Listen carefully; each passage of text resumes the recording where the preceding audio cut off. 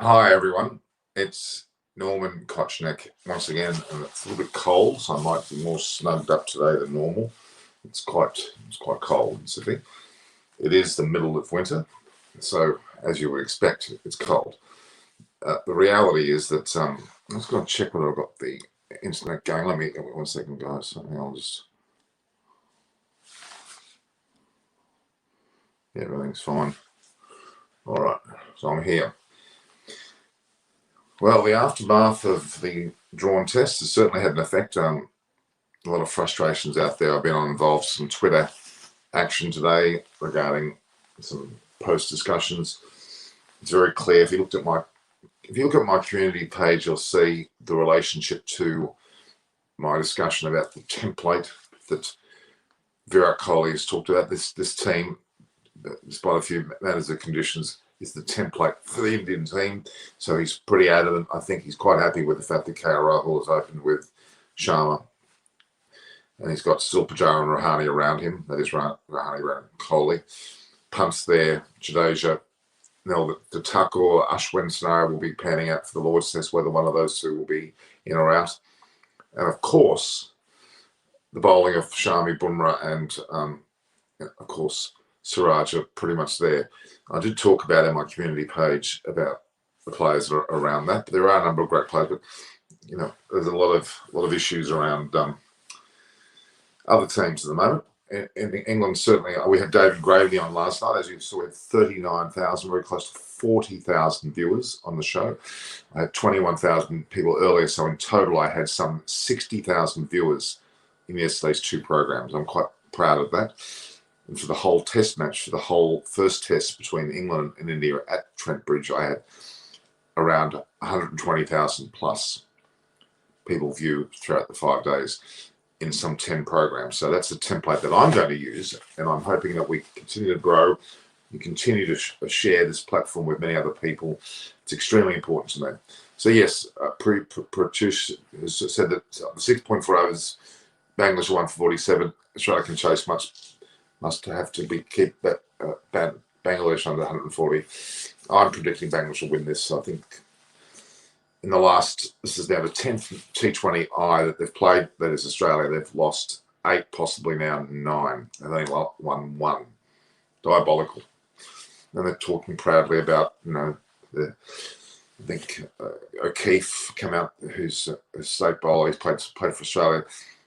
He's Stephen O'Keefe. He talked about the template being Lyon, Swepson. I think he mentioned Ashton Agar. Well, that's not really where the problem is. I don't think it's in the spin bowling lineup, and of course you include Adam Zampa in there as well. I don't think they're the problem. I don't think the spin bowlers are the problem at all. It's actually the batting department that's shocking, and their opening bowlers as well. Good afternoon. In my case, it's good evening, but it's afternoon for you. Munchie, how are you? Your weather report's not needed today, so we won't need to know what the weather is like in Trent Bridge because no one's playing there. The reality is, Lord's is what I want to know, and I'm hoping it's bloody sunny because I'm very annoyed that game did not have a result. Ray, PMB, hi, Koch. I'm bringing Alan Mullally on shortly. He might have another special guest. We're hoping a certain coach of a certain West Indian team may be on. We'll wait and see. And Parna's putting makeup on as well. Can I say the match? Well, it's very hard to get. It's really, if Bangladesh television is controlling it, it's something that I'm even struggling to see. I'll just see whether our Foxtel's got it, or Foxtel being the one that broadcast in Australia would hope that it was there. I think England might have achieved short-term escape, but may not last for long. The commitment shown by the arbiters is not shown by Kohli. Oh, it is. Kohli's showing a lot of promise. He's the rallying behind the forces.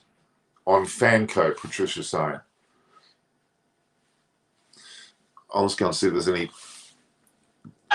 They're flogging the 100. The hundreds. We've got a very strong connection with the 100, and I think it's Chris Lynn's batting there. I think if I just see rightly, but yeah, on Australian television where we haven't got the game between Bangladesh and Australia, they're probably deliberately hiding. It's been atrocious. Again, the last T10 T20 internationals that Australia's played again in against West Indies and now Bangladesh.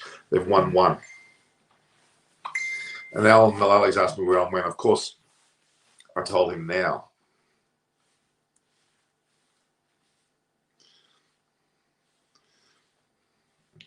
Now.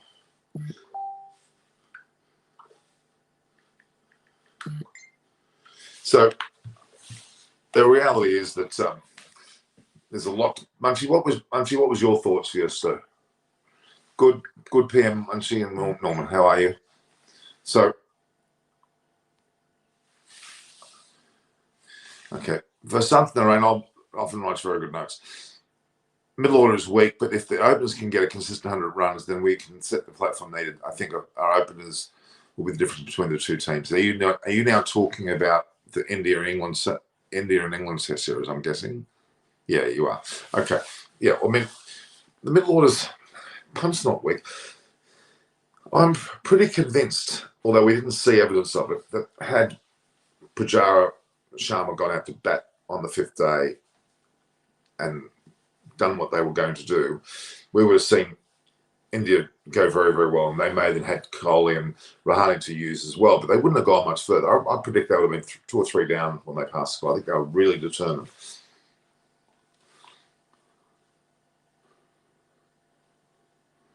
Yeah, I mean, I really don't think Bangladesh are really going for it. Why shouldn't they be going for it? They've already won the Series 3 and they've got nothing to lose. They can throw everything at it.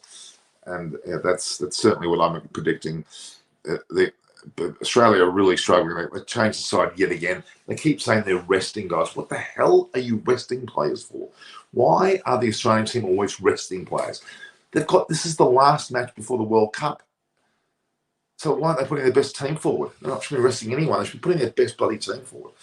I mean, really, without the likes of with Warner, Stoinis, Cummins, maybe Smith, although he doesn't look like he's coming.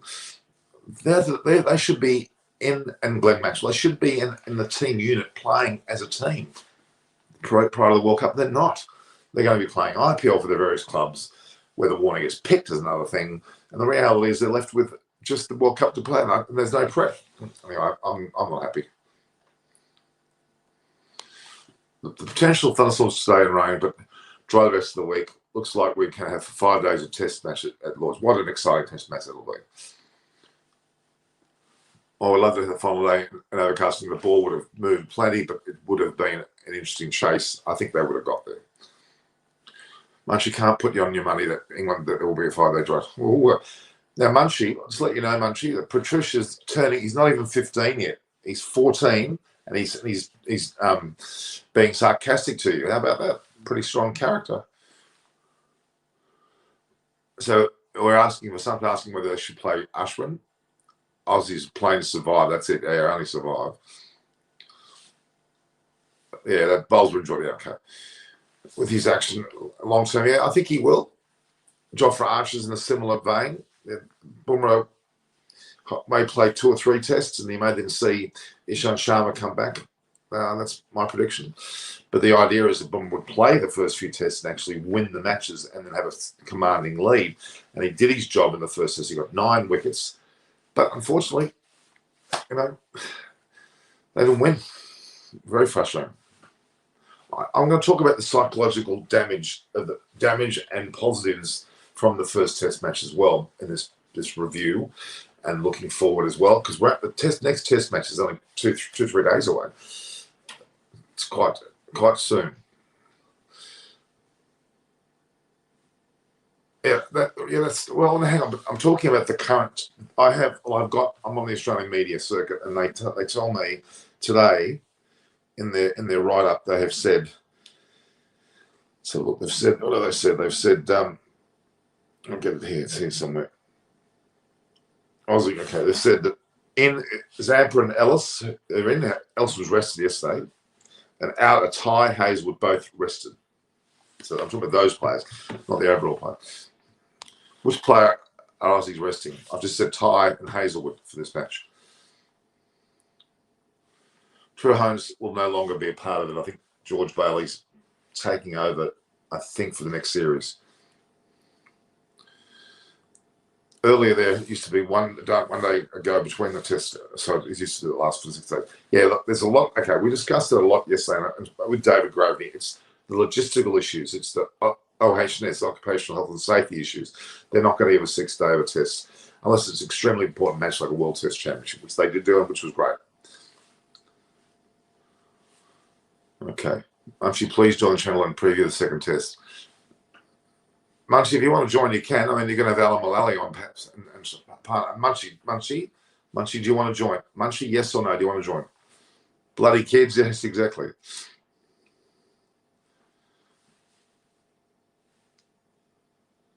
Yeah, that's true. Well, they are.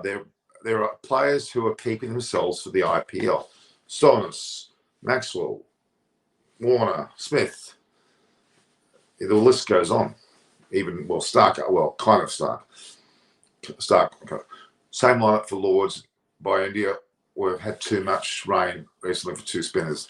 So you think it won't be dry enough? Okay. Well, that would mean that. And look, Kohli said very clearly that this team is the template for the future. So that says a pick and stick attitude, which I really, really, really, really love.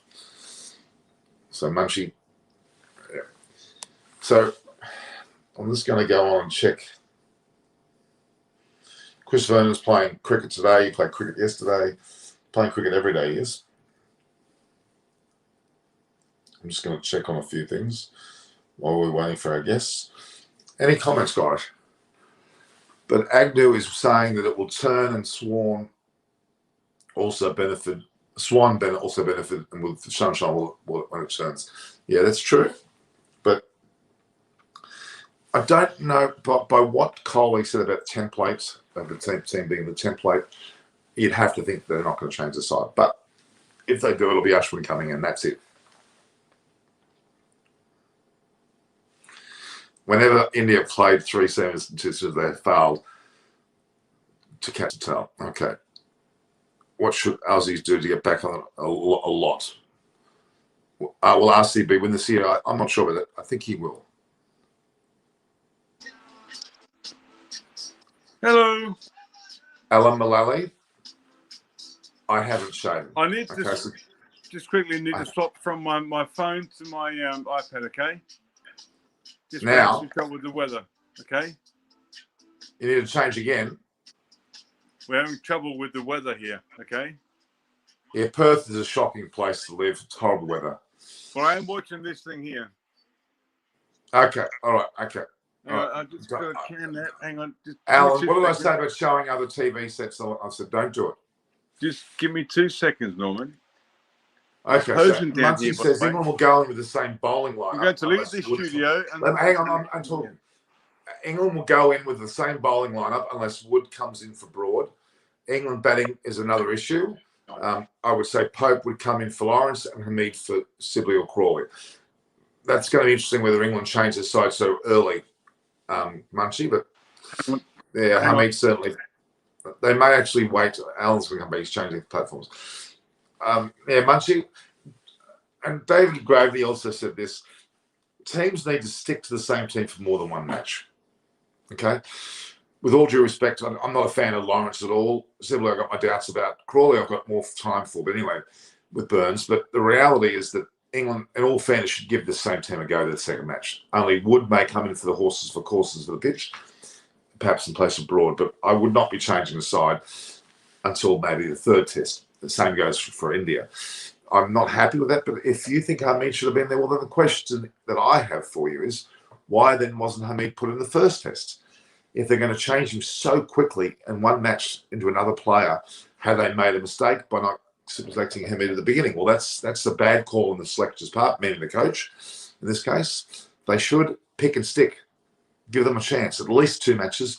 And in most cases, you're picked generally for the test series.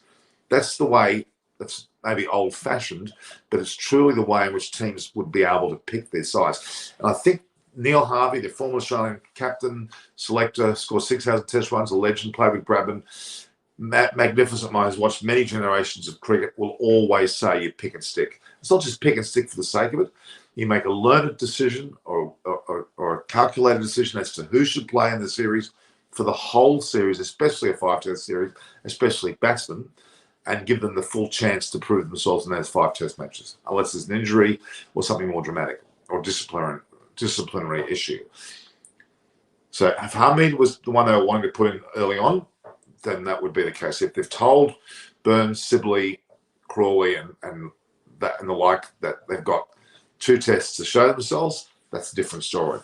In the case of Lawrence, he was selected in front of Bairstow, but Bairstow has played so well that now Bairstow has probably jumped in front of Lawrence. And if Lawrence if a person's to go to allow Ollie Pope to come back in, if that's the way they're approaching, is based only on injury that he was out, then you would say that Lawrence will go and Pope will come in for him, if that's the change to make. I'm saying that Agarwal and Ishant Sharma were both injured with the first match, were meant to play ahead of Rahul and perhaps Siraj, but didn't. Now, I don't think India are going to just put them straight back in. I think they're going to leave Rahul and Siraj in the side. That would be a wise, as Kohli says, a template.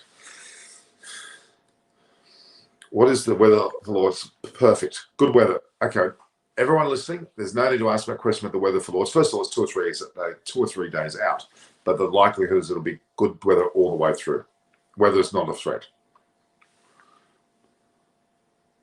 Sibley has had more than enough chances, but if you're going to select him for the first test match, you've got to be fair all the way around for the stability of the squad. You've got to actually pick him for 2 tests, not 1. So that's my only question.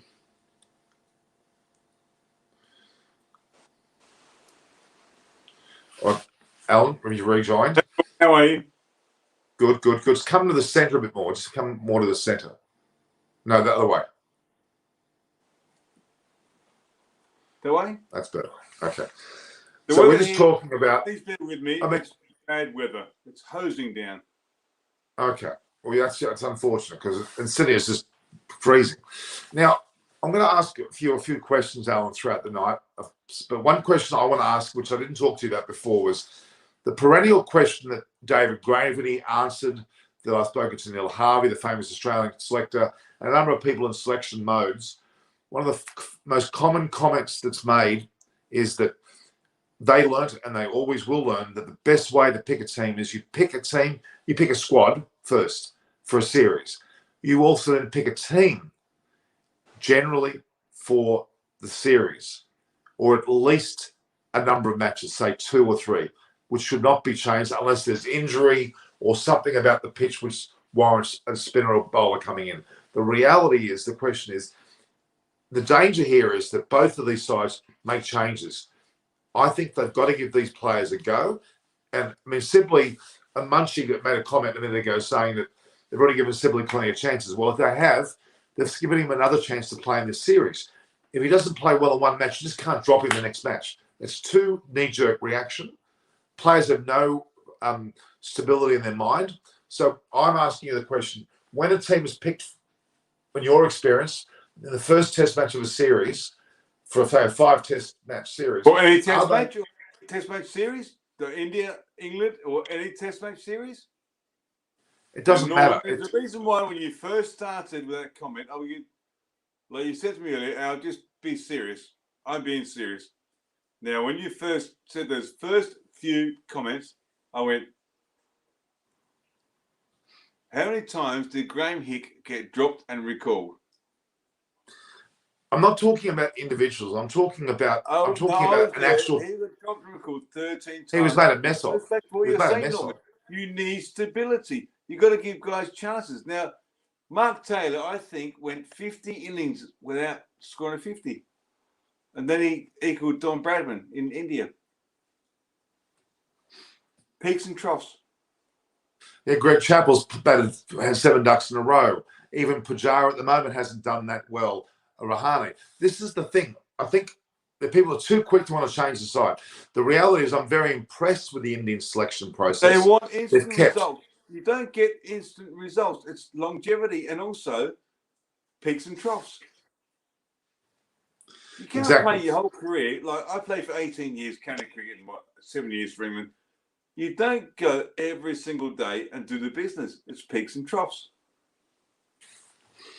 Yeah, exactly. And so you get picked for a reason, because you're good. But a lot of the public, especially in India, they want instant results. Well, you know what? It doesn't work that way. Yeah. And if you can do better, I'll be quite blunt. Whereas India, Australia, England have been there, done that. If you can do better, then get off the couch, pick up a cricket ball, and go and do better. Yeah, so the reality is that the Indian side will not change their batting lineup. If you look at my community page, I've spoken about what Kohli said yesterday. He now sees this as the template of the team. That tells me that this is the team. This is the structural team he wants. Rahul's fitted in nicely. They'll have the potential of Tuck or Ashwin being played in the next test, but otherwise the team does not change. In the England situation, Norman, in my opinion, if I'm allowed to say my opinion, Kohli is a brilliant batsman, a brilliant cricketer, a brilliant mind, right? Now, I know it's different eras, but I think that Kohli would have been a brilliant vice captain under Sachin. Okay, well, that's not going to happen because they're not playing it now, but they did play together. I know. So the reality is with the Indian side, the England side, Sibley, Crawley, and Lawrence are under pressure. Ollie Pope was injured for the first match, didn't play. I don't think that's an automatic selection for Ollie Pope to come into the second match if fit. I don't know whether they're going to do that. If they do that, previously they had Bairstow replace Ollie Pope, but I think they're going to leave Bairstow in and actually drop Lawrence. But the only question of that is so soon after the Test series started. I wonder about the need to change. But anyway, that's probably one change. But Crawley, Sibley, and Burns will not be changed, even though Hamid's breathing down their neck. He was not picked, and they should abide by these three opening players to play at least 2 to 3 Test matches or even the full series. That's my perspective. And with the bowling, Mark Wood, because of his pace, may come in at Lord's, perhaps to replace Broad. We're not sure. What are your thoughts? Breaking down, Norman, I don't quite understand. It's like, what? I was coached by Dennis Lilly, right, when I was a kid. Yeah. Briefly. It's all about fitness. These guys, they get a sore fingernail, they're out for 2 months. It's like, why? Michael Holding played for West Indies against Australia, I think it's 1972, with a stress fracture in his foot and bowled the speed of light. What's wrong with these guys these days? Now, I'm not saying back in my day, but I'm saying to a certain point, toughen up. Like, the West Indian latest greatest, who I never rated at all for England. I've forgotten his name now. Jasper, what's his name? Bumrah. No, the English guy who's got an elbow problem, but in his career. What do you mean? The West Indian guy who's now from Barbados, who played for England, the latest greatest. He bowls. Jofra Archer. Jofra Archer, never rated from the get-go. Well, anyway, he's injured now with a chronic elbow injury. Apparently, he was quick and he was rapid. At what, 88 miles an hour? Really? I got clocked at 94 mile an hour. Darren Goff, 92 mile an hour. Back in the 90s. I got hit in the head by Alan Donald, 97 miles per hour. Where's the Macram? Rapid. Now, I know you asked me some questions to answer about the best fast bowlers. Yep. Let me ask them then. Let me ask the questions. Before we get to that, Alan, hang on a second. Before we get to that, I want to just go through an update of the scores, because some of the commentary, which we've got to respect what they're asking us, they want to know what the score is with Bangladesh and Australia. Of course, Bangladesh are 3 for 74 after 11 overs. It looks like Bangladesh are really being freer about their batting. It looks to me as if Bangladesh are going well over 6 and over. It's going to be interesting to see what happens in that match. Dan Christian is definitely a future player to play in the Australian team, as in Ashton Turner and Zampa. They've got a few players they've got some good bowling in there. It's not an automatic choice to have Hazelwood, Stark, and Cummins to bowl for the T20 side, I can assure you. In fact, Stark especially Norman is a lovely bowler. And I use the word lovely bowler. Still a great bowler. He just bowls some good Yorkers. but what I'm talking about is the pitches in the UAE will be slower, gripping, turning wickets. They won't suit pace as much. They can't afford to have Hazelwood, Cummins, and Stark all on the side. Spinners, exactly. The Ashton Turners, the Dan Christians, and the Zampers will come into play. Right? I've been there, Norman. As a fast bowler, so I get the cricket ball to show you what you need to do. No, Alan, no, we don't want to see the ball now. Please, not now. Not now. You need to learn by the scene and just go that. I did it to Azharuddin in Dubai. And the wickets wear and tear, and it goes from pace to, I guess, fast, medium, leg cutters, off cutters, which gets back to what I was taught by Dennis Lilly about using your wrist, like the MCG, when it was like a roadmap. Back in the 80s. Anyway, just to finish with Bangladesh after 12 overs are 3 for 75. With Australia having changed a few of their players, they actually brought in they brought in Zampa again, which Zampa's a class actor. I really have a lot of time for Zampa, and I think that he's come on leaps and bounds. He should be a second spin bowler for a test team. I think he is one of Australia's biggest finds. Who? Adam Zampa. Yeah, I agree. I think that he's very severely underrated. I'm not sure. He's playing the short format. Not really. He's playing the short format. Yeah. He's playing the short format. Long form as well. Sorry? We'll see the long form as well. What I'd like to know, Norman, from I hope he plays more long form cricket. I really do. I think he's a great prospect in that regard. And as I think, let me have a look what I've mentioned there. Let me have a look. Yeah, see, Zampa and Ellis. Now, it's funny, young Nathan Ellis was rested for the match yesterday, and then he's back in. Ty and Hazelwood have been both rested. The reality is Hazelwood is not a T20 bowler. He's bowled a dozen matches. He hasn't really shown any great ability. He won't be suited to the UAE pitch. I would have, at best, I would probably put Cummins in there. I wouldn't even have Stark. I'd have combinations of Berendorf, Ty, Maxwell, Zampa, and possibly now Dan Christian as their bowling attack. That's what I would do. All right, the questions we're going to talk about. Let me ask them while we're going through this. Okay. Your two favourite fast bowlers, please, Alan, ever. Hang on, just bear with me.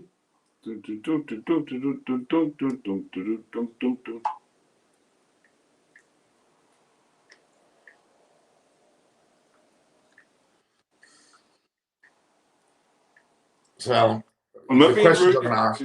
Just bear with me.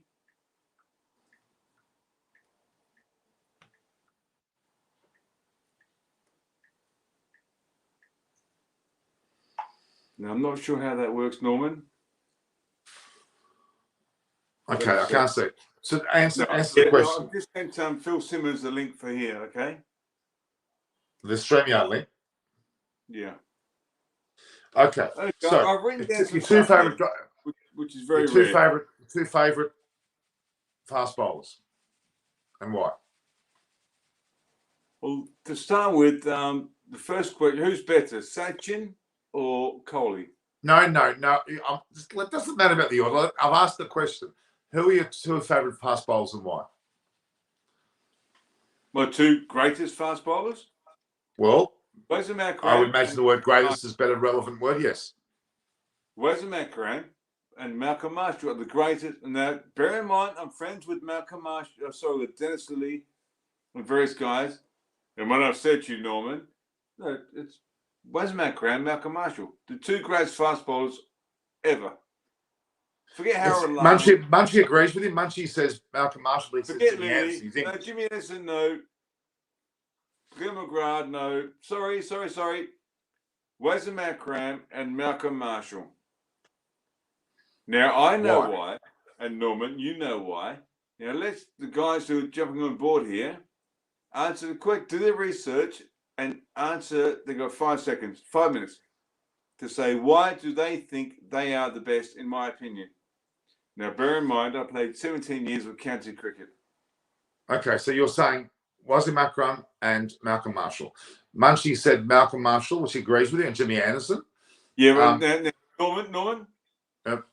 send that to everyone who's on board and get their friends to jump on board, okay? And then say, all of you millions of guys in India and around the world, why does Alam Mullally say that, who was ranked #1 in the world in one-day cricket? Why are they the greatest? Like while they're doing that, then at the end of this, I'll give them the answer, but they need to explain why they think so and so. All right, we're going to go through what he been said. Munchie said Malcolm Marshall and Jimmy Anderson.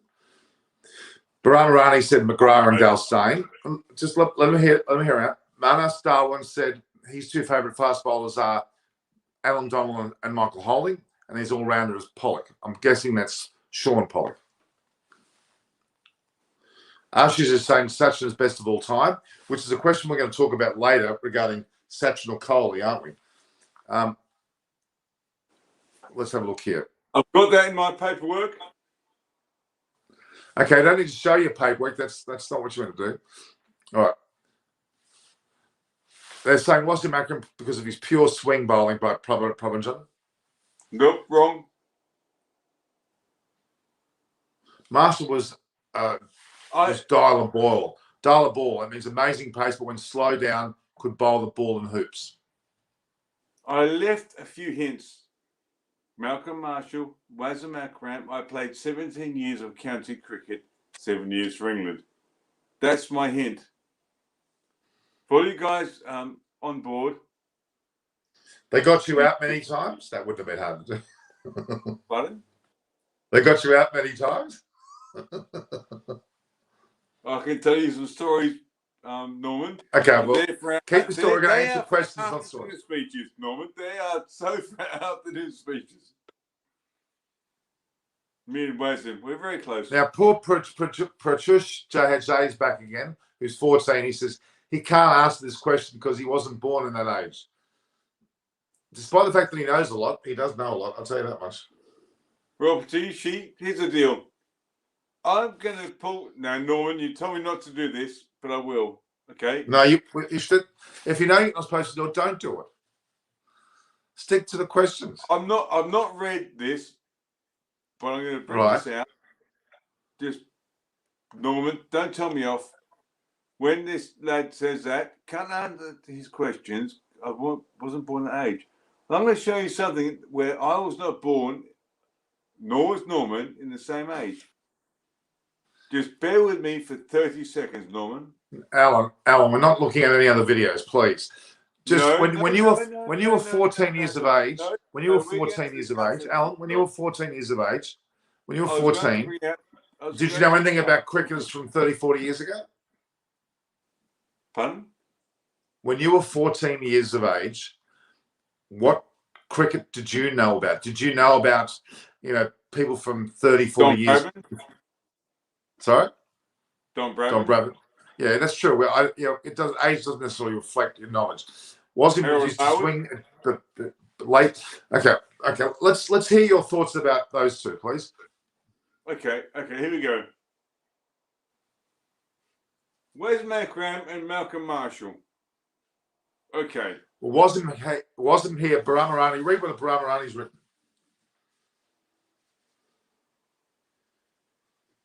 Because of his presence of mind and sense of the game, what to bowl based on the situation, how to trap the batsman. Huh? Okay, so who do you want me to go with first with the facts? Wasim or Mako, in terms of my two greatest fast bowlers of all time?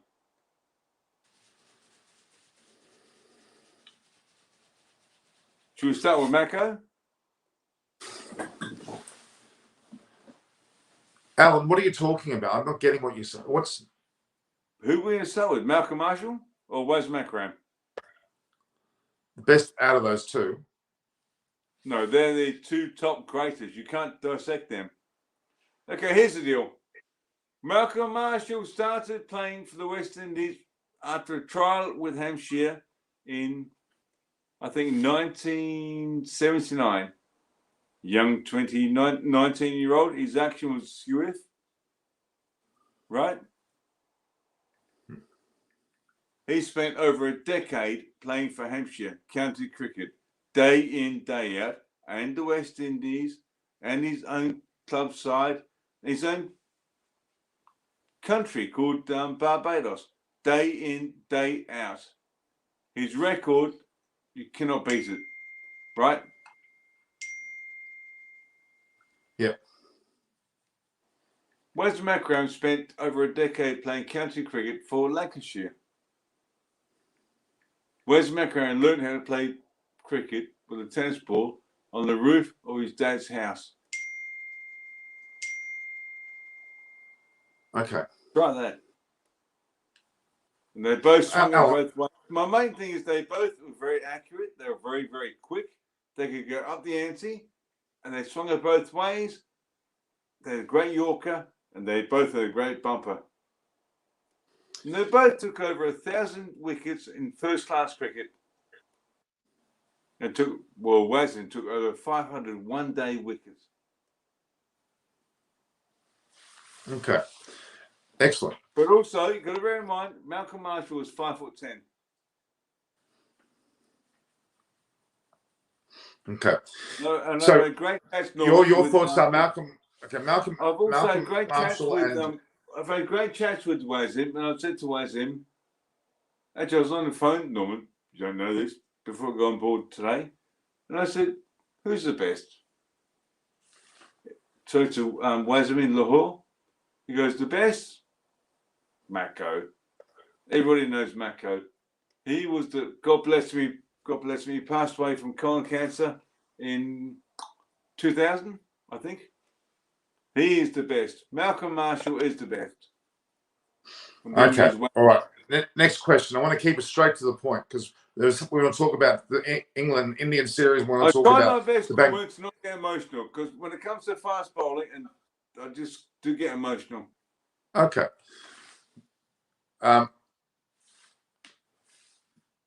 We're looking at a situation with, James Anderson still is getting a lot of respect for his longevity, certainly. Whether he's the greatest bowler is another thing, but his longevity's been fantastic. All right. Straight to the point. Sachin or Tendulkar? Sachin or Kohli? Well, bowler to Sachin is a genius. That bat used to be like 5 foot wide. Kohli, I didn't bowl. Now, Shane Warne said to me the other day, right, Shane Warne, that Kohli's better than Sachin. But I know for a reason why he said that, Norman. You know why? What? Because Warnie's got an ego that you can't believe. A massive ego. Sachin took Warnie to the cleaners everywhere. Now, I'll tell you another story in a minute. Now, Kohli, I didn't bowl Kohli, but when you bowl 94 mile an hour, 92, 93, 91,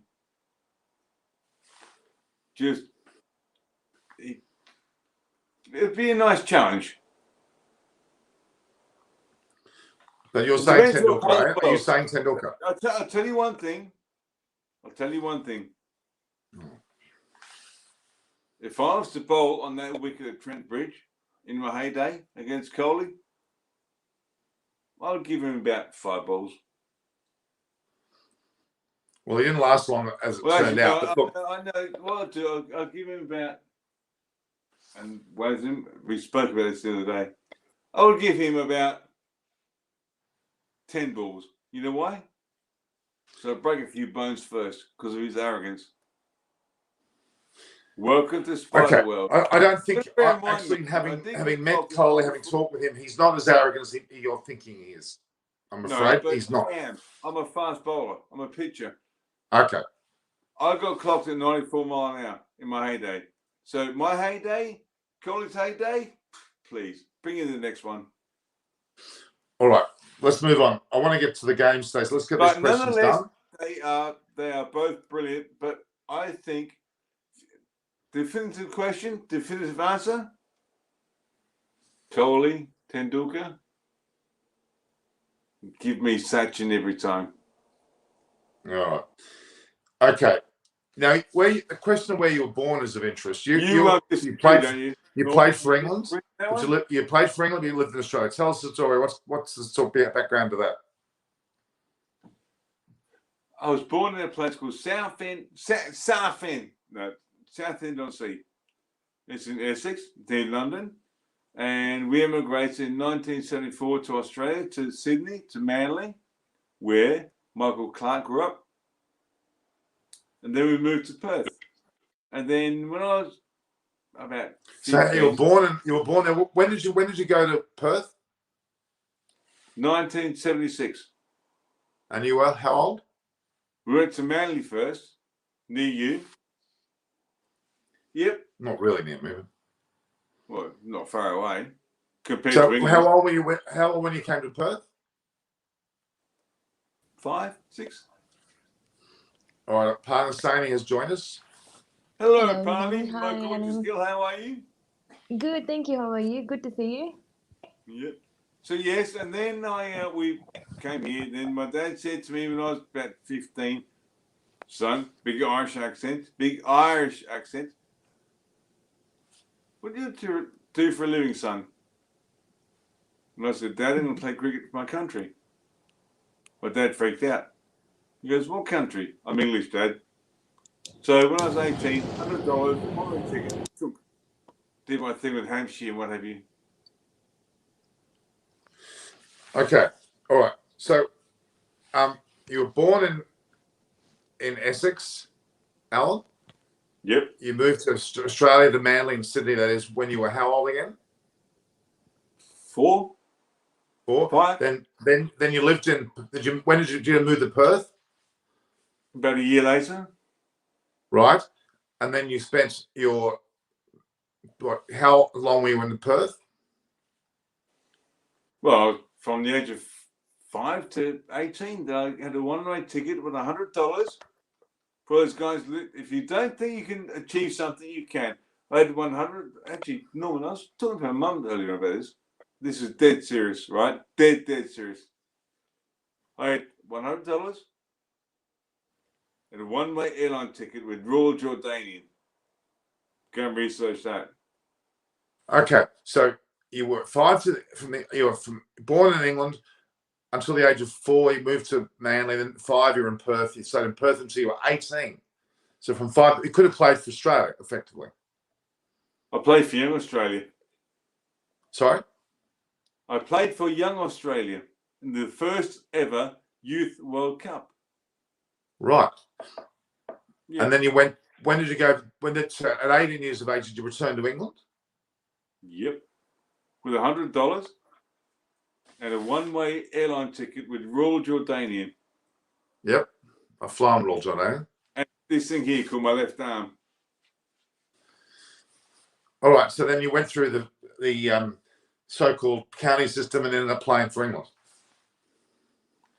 Well, to start with, Graham Gooch said to me for about 6 years, you're not English. English politics. Okay.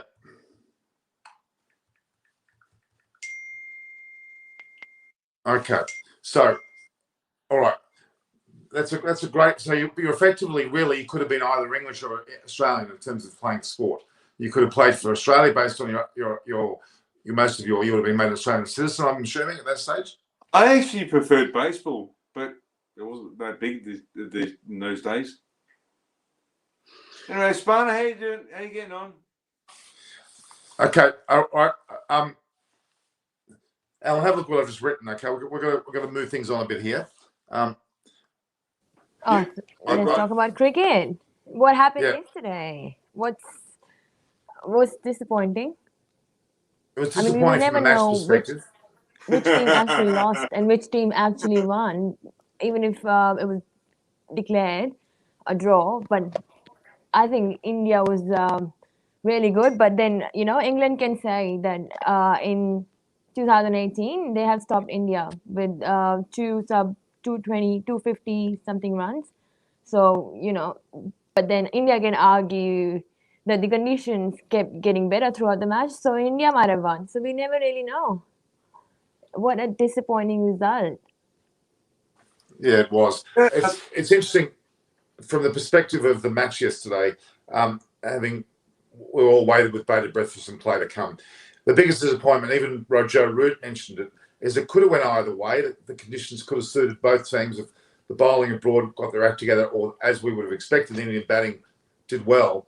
It would have been a watershed moment for both teams, and the so-called momentum out of the match and the frustrations and the mental state of the players is most crucial. Whether the players will move into the Lord's Test match full of expectancy and good momentum, you would think India have that, and England may also have a good mindset because they've survived what should have been a loss to them. The reality is a draw in India's mind is seen as a loss, and England's mind is seen as a win because of the way that it panned out. We don't know how it panned out because India could have been 5 for, as you said, Abana, and they have been happy for rain because that would have led them to survive the match. Interesting perspective. But as it stood end of day 4, India were in the ascendancy and were heading towards a victory. So England would have a sense of relief that they actually drew the match. So, but how that will affect them in the next test, India will be full of confidence because they did very well in the match, and England will be able to regain confidence because they survived. So, Well, I would ways doubt of that.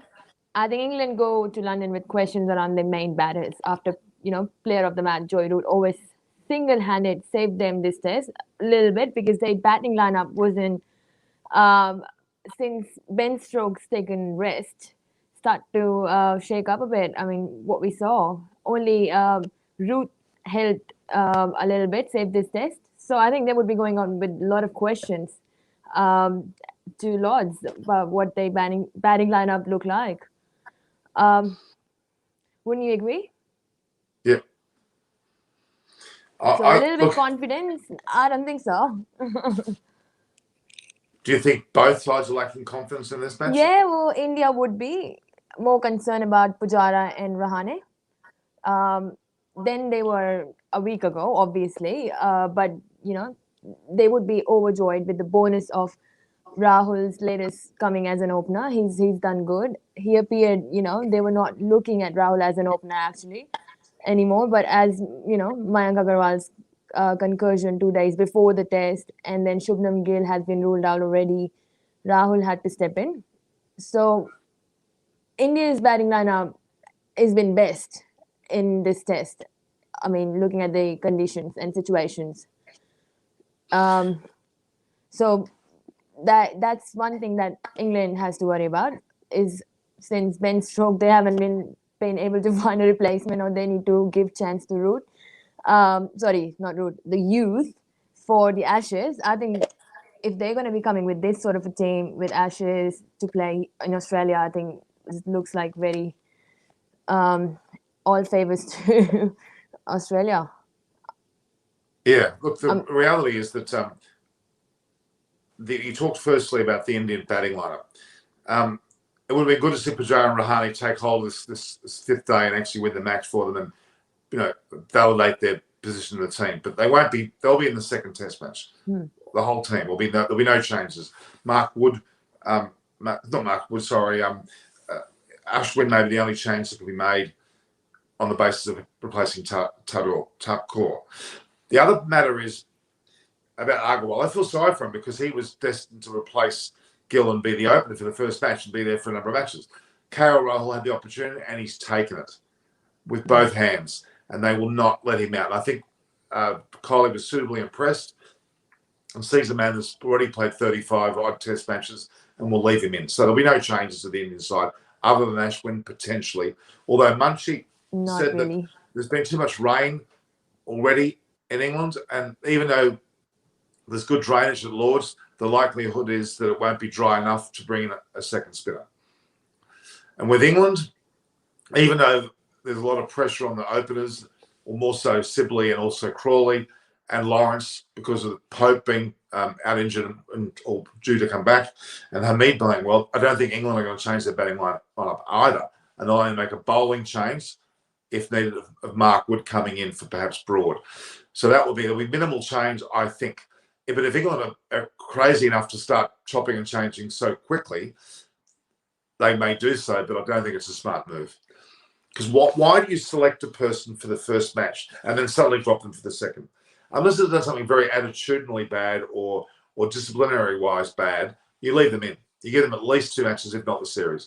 So that's a very fundamental lesson of a selector. And David Gravely talked about that at length yesterday. All right. Now. Well, Ashwin can only, come in if there's an injury or spin-friendly conditions for Ashwin to get in playing 11 will take place. But it's obviously not ruled out, and definitely is not dropped. So mark the words. I mean, he's just not selected. Looking at the conditions, looking at the 7th number batting person that they wanted, and which is, Thakur has come out to be good. Ravindra Jadeja has, better numbers than Ashwin. So India has started the tour with confidence that the 3-2 attack can cover all the bases, but must realize they will not get the tracks with just 2 spinners, especially when the England in a spot with balance providing all-rounder missing. That's not in a position to play even 1 spinner. That's what they decided. I mean, in the Lords as well, I don't think so Ashwin will come in case there's an injury or conditions change. But It is amazing because England have just gone into the 2 matches against New Zealand without a spinner. They've gone into the first test of the series without a spinner. They're likely to continue. I think their attitude is they believe the spinner's not right. So you got a phone call, Alan. Is that a yes for him coming on or not? Not yet. And not today, you mean?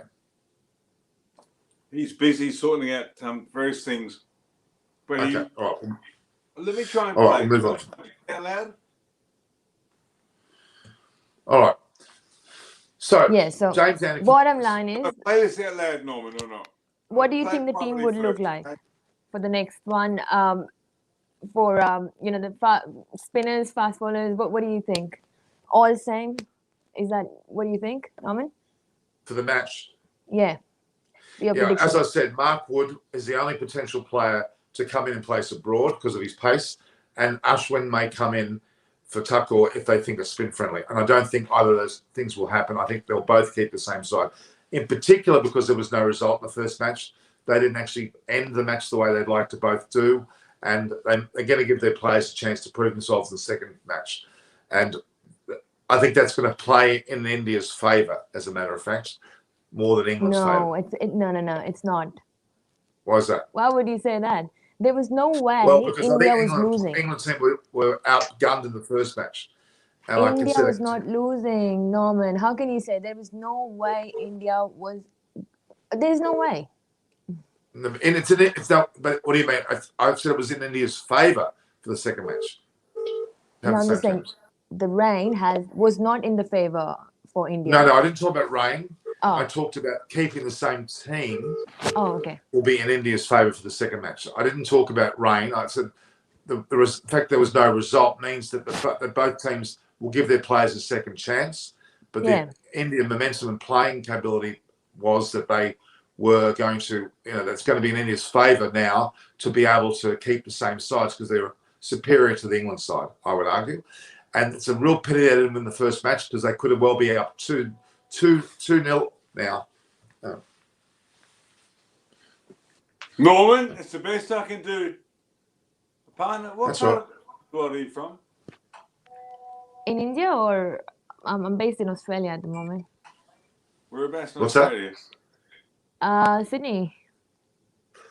Excuse me, you said the game between Australia and Bangladesh, did you say? Sorry? I said Sydney. Sorry? Were you talking to me? Yeah, I thought I'm stupid.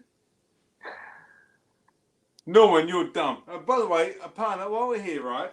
I said to Norman, did you get a message, by the way, Norman? Have a look at it while I'm talking to a partner, okay? It's very important.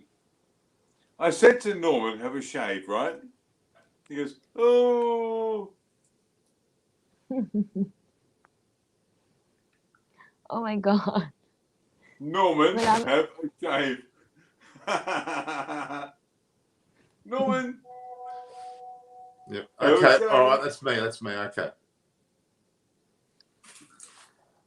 All right. That's me. I'm just lazy. That's the way I am at the Listen to moment. that message, Norman. Oh, I can't listen to that message now on air, Alan, so I can't do that. Okay. So the score of Bangladesh, they're 6 for. But Bangladesh is 6 for 110 after 17.6 overs. Again, a very low scoring match. What Dan Christian said about the conditions of Bangladesh is so bad, the ground is so big, they can't score a lot of runs. They said a score of 120 is worth 190. I think that's a irrelevant question because both teams are playing at the same wicket. I don't care how bad it is. It's bad for both teams. So if 120 is the pass score, so be it. The Bangladesh, it looks as though Dan Christian yet again is pulling. He's got 2 wickets and looking pretty good. I think the Australian bowling lineup is a lot better, for sure. But it looks as though that Bangladesh will get around the 120 mark, which has been par for the course all the way along. It's going to be a matter of how well the Australians bat in that match, and they'll probably lose another match. It'll be the 9th match they've lost in a row, and only 1 win in the last 10 matches. Disgusting. Looking very serious there, Norman. Well, it is. Partner, we need to change tack here for 2 seconds, right? Norman asked me for a favour earlier on. We don't need to talk about that. Listen to that message, okay? And then we'll get back to it, shall we? This is important, okay? What? You asked me, Listen. I got it. Okay. Do it on your own, okay?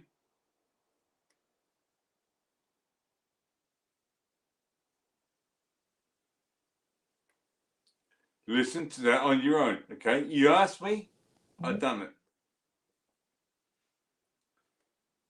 Norman said to me, can you get me some guys on here, right? Now, a good friend of mine is a guy called Phil Simmons.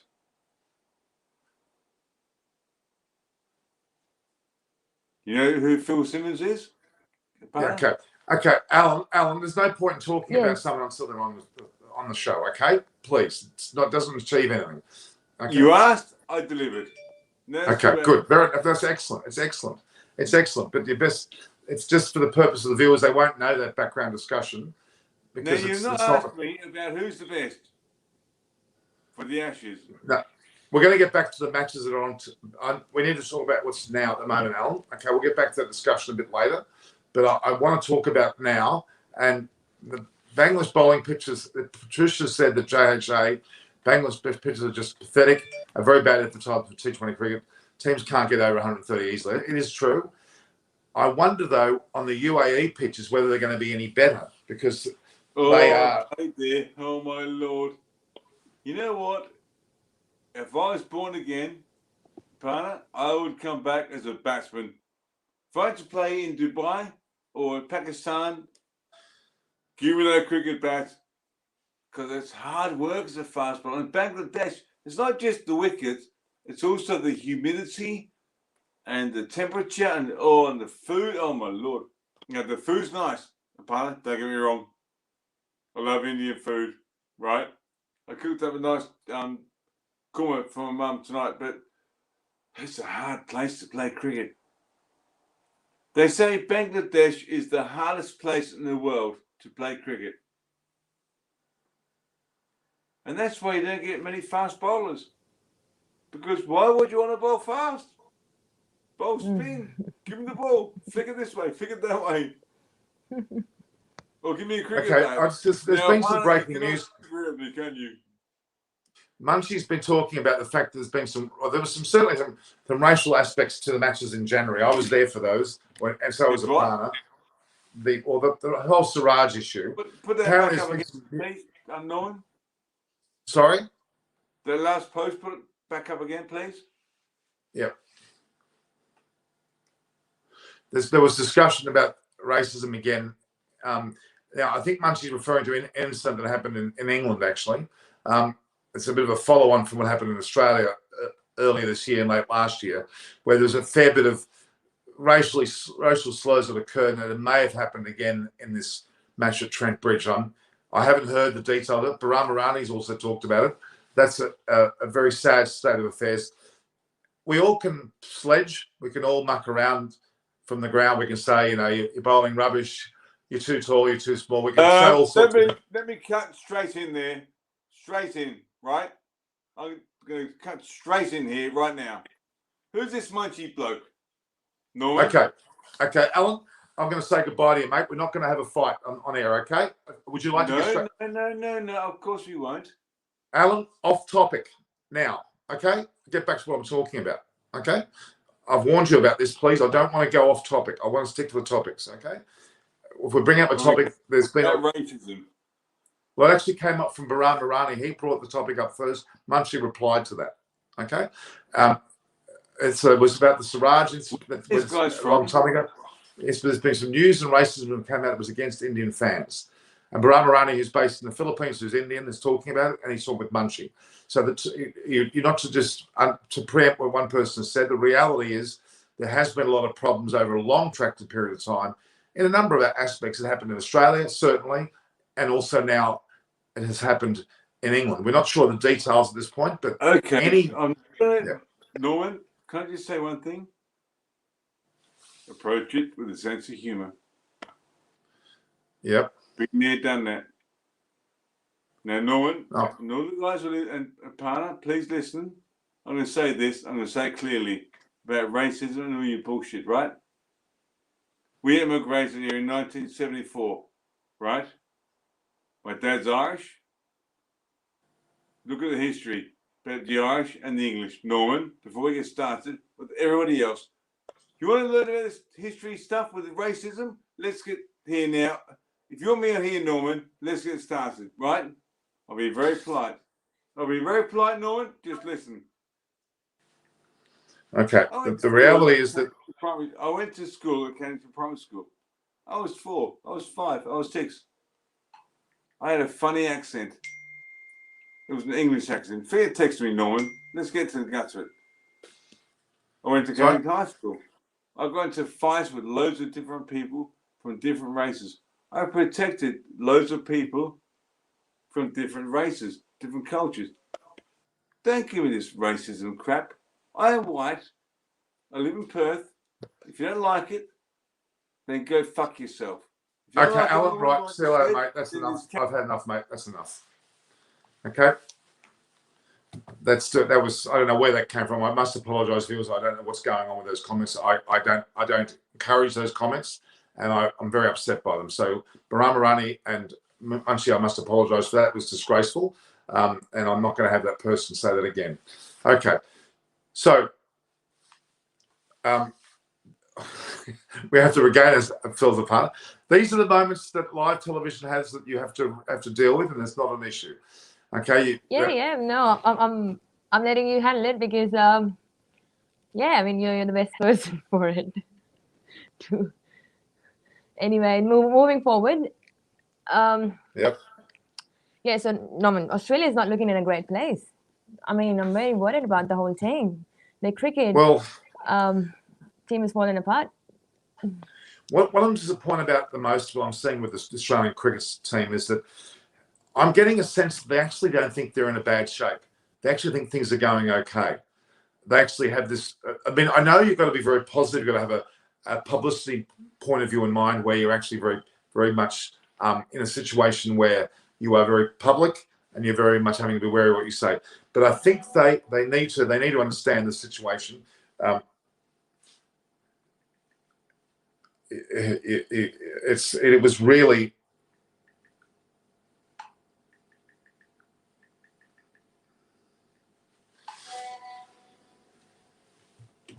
Okay, so the reality is that the Australian team have gone through so many changes. They're so-called resting players.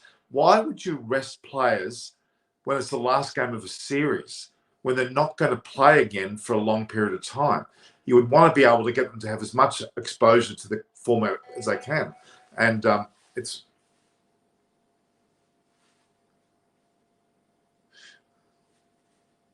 Yeah. Okay. The reality is that the situation with Australian cricket is it's flawed because players are being They're staying at home. Some players are actually there. The best team's not together. You can be individually good players like Warner, Smith, or Glenn Maxwell, but if they're not together in a team environment, that's not good. They can't bring them together last minute for the World Cup and say we're ready to play. They need to have gelled as a team. What that tells me is they're going to be gelling with the team they've got there right now, and some of those players may not get back in. But the reality is Dan Christian's a very strong influence on the side. He's one of the few players that are doing very well. Some of these young spinners are showing their wares. There's future there, but the batting lineup is atrocious. The batting lineup is a complete mess. Mitchell Marsh is there at first drop. I don't know whether he really should be there, but he's batting okay. But Matthew Wade's not the answer. They've got no real concept of continuity in their side. They had the perfect opportunity in 10, 20, 20 matches to get their act together, and they've lost what looks like 9 of them out of the 10. That's the sign of a team going down, not up. Would you agree?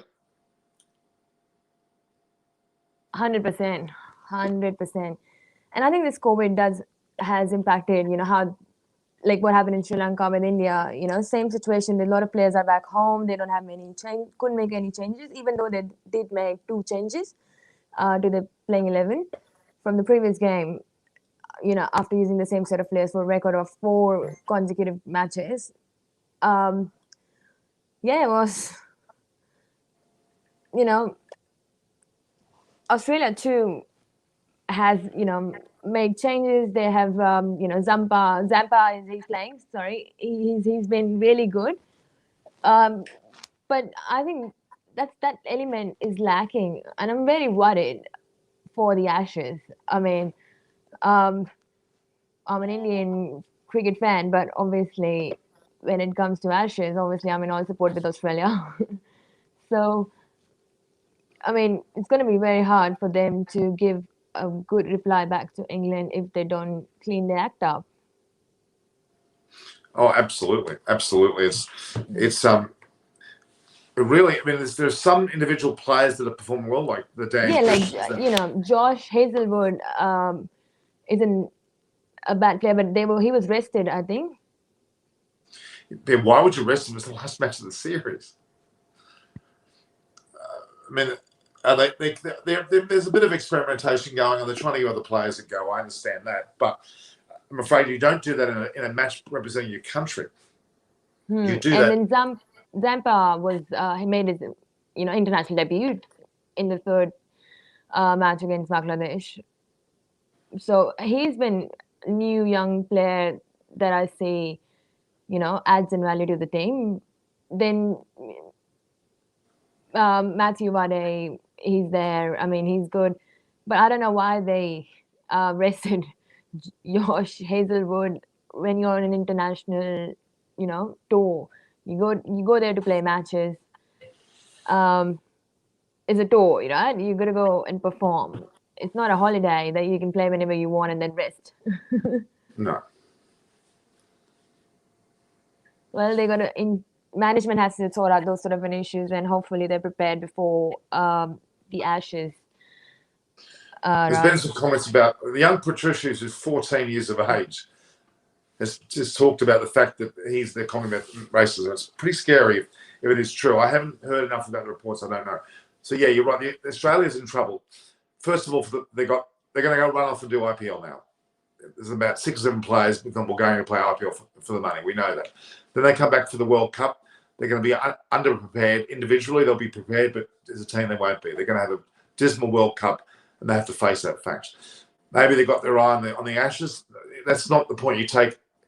When people talk about, I've got the eye on the Ashes or next year, they've got to play the game that's in front of them on that day. You're playing for your country. It's not a park game of cricket or in the nets with your mates. It's playing for your country.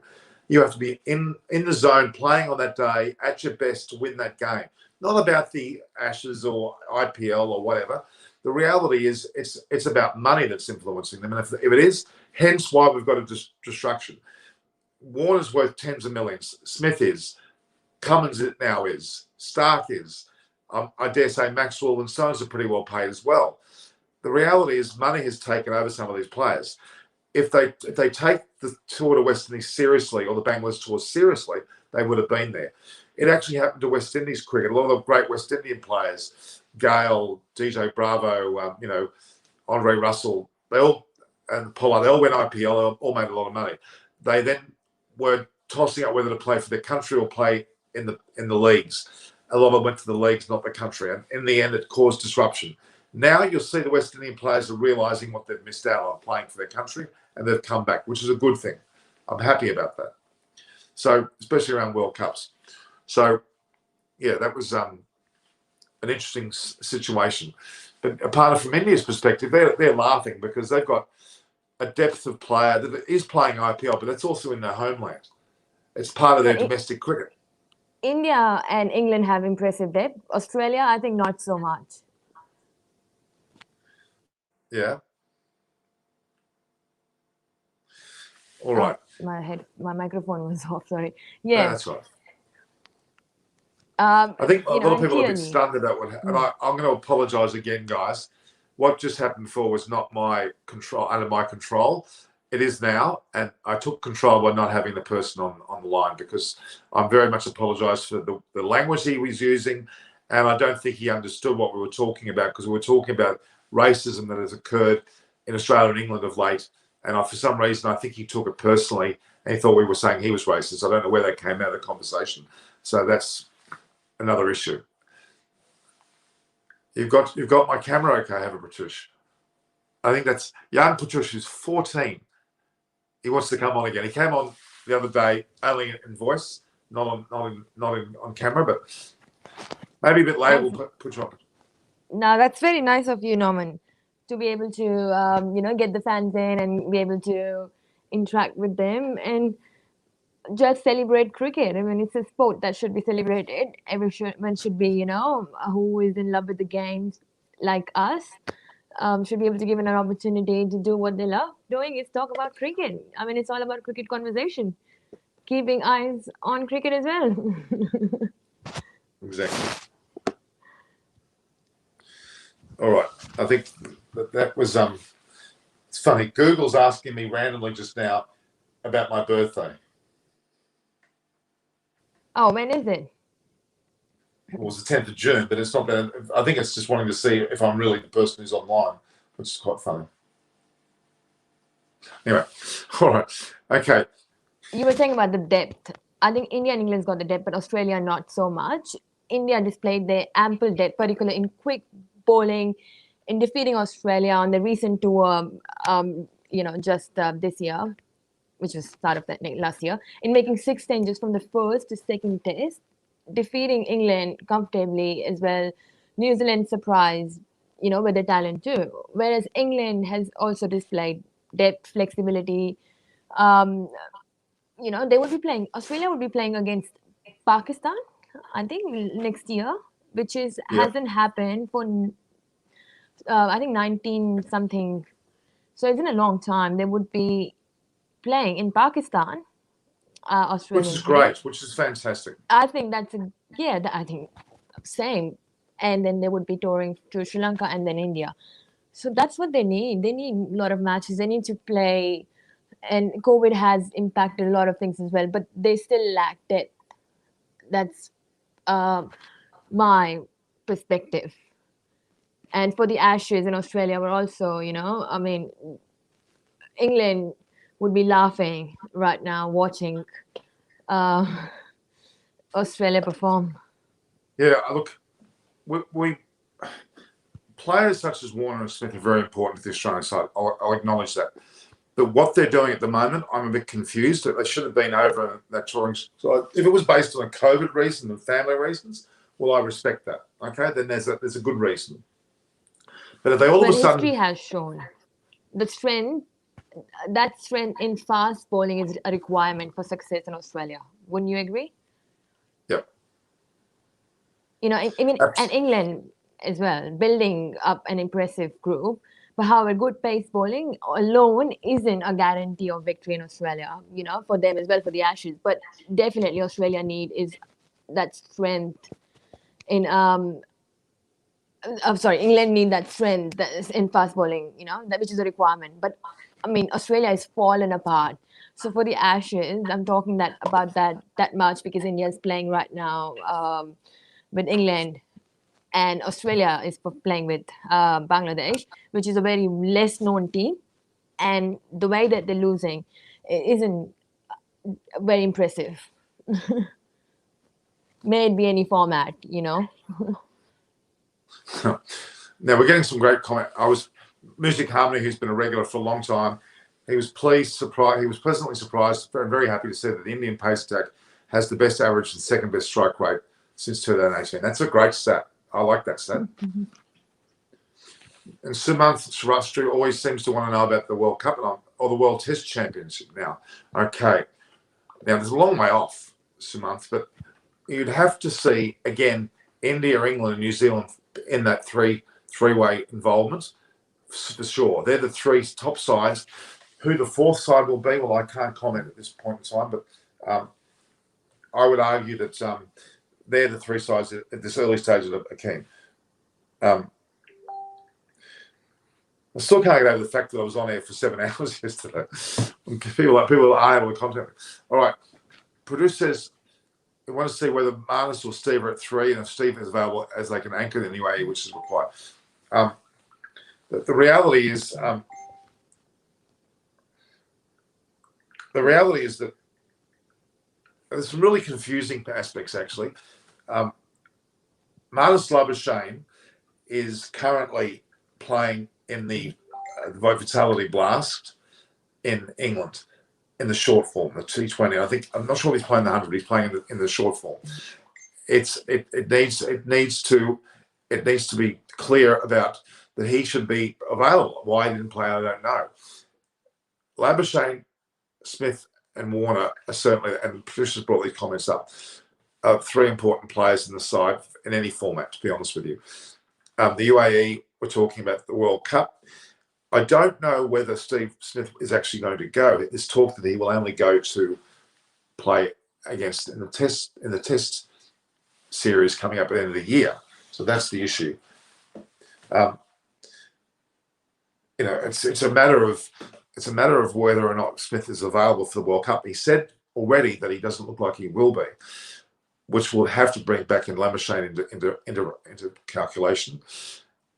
I don't think he's playing for the IPL side. I'm not aware of that. You have obviously Glenn Maxwell there as well, has been in 5, didn't go to the play of the 100. It's very confusing. It looks as though a lot of players are pick and choosing where they're playing.